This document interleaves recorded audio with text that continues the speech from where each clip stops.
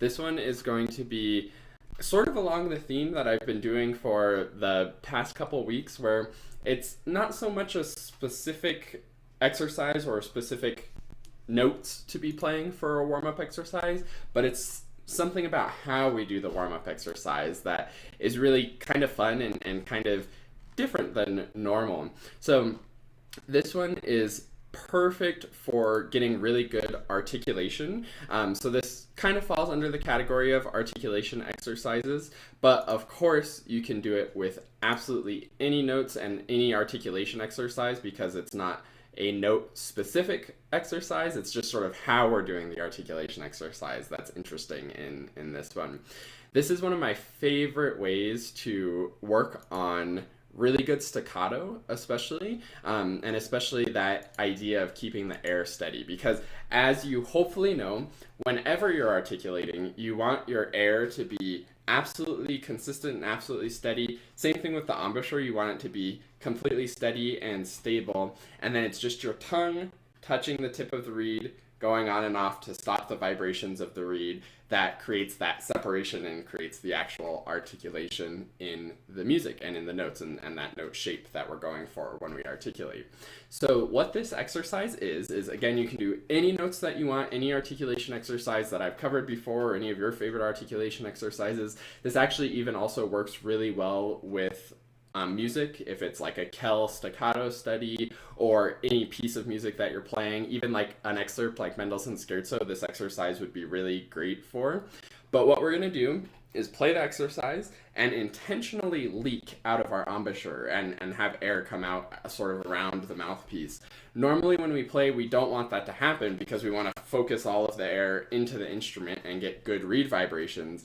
But in this instance, it gives us actually really good feedback for what our air is actually doing and how our air is staying steady as we're playing. So I'm going to demonstrate this on just a really simple C major scale articulation, and I'm even going to just do like the first 5 notes up to G and back down so you can hear how it goes. And I'm going to do it legato first, and then I'm going to do it staccato. And actually, I'm going to do it legato going up, then staccato going down, and hopefully you can hear my air leaking as I'm doing this. I am also playing with a couple different audio settings on Facebook and YouTube, so hopefully it's sounding good over there, and hopefully you can hear the air actually leaking as I do this. So it's just the really standard scale articulation, but intentionally leaking from my embouchure.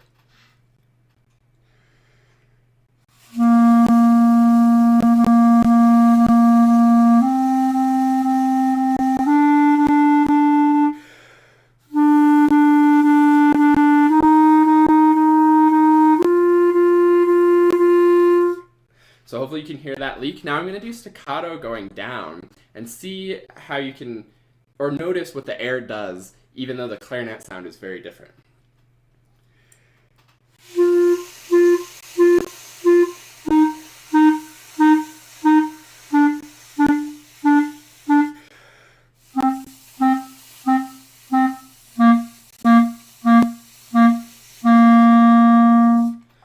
So that was a really strong, really crisp, clean staccato articulation, but you could hear that my air was going the whole entire time, whether there was clarinet sound happening or no clarinet sound happening, that air sound was always there.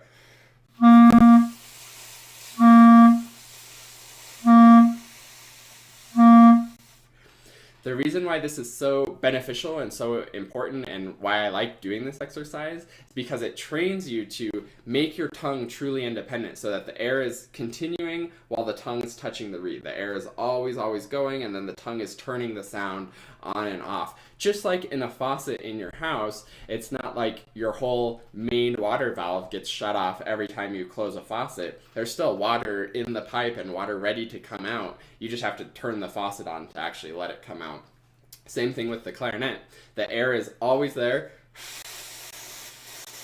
and then you just turn the faucet on or take your tongue off the reed to let it vibrate.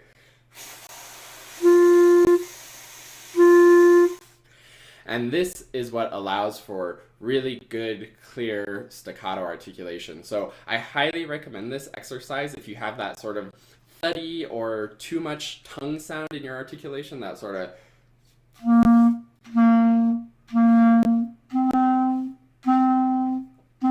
where it's a really weak kind of sad sound. If I try to leak while I'm doing that kind of playing, it sounds like this.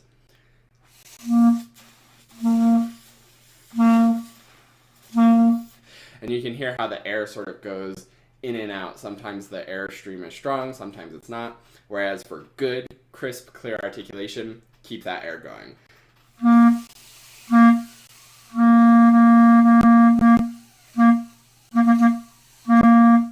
It doesn't matter how long the notes are, how fast the notes are, how short the notes are. It all is the same air, the same embouchure. Now, one final thing to do with this exercise, if you're getting a really good sound and good clear articulation with your leaky embouchure, then try doing it without a leaky embouchure, but having the same feel to the continuous airstream. So you can sort of go maybe between leaky and not leaky as you're doing staccato and see if you can get it to feel the same.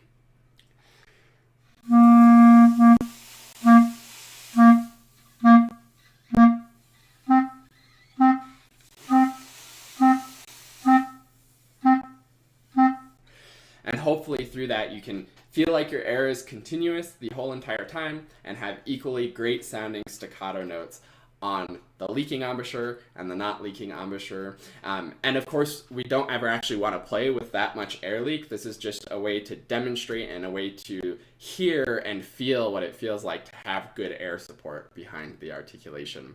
So I hope this is helpful. I really want to challenge you to try this one out and leave a comment on this video if you enjoyed this exercise, if this worked for you and gave you sort of a new way to think about the tongue motion truly being independent from the air and embouchure. That's such an important aspect of articulation. So I hope this helps your staccato. Definitely try it out this week and see how it goes. And I will see you next week for the next live weekly warm-up.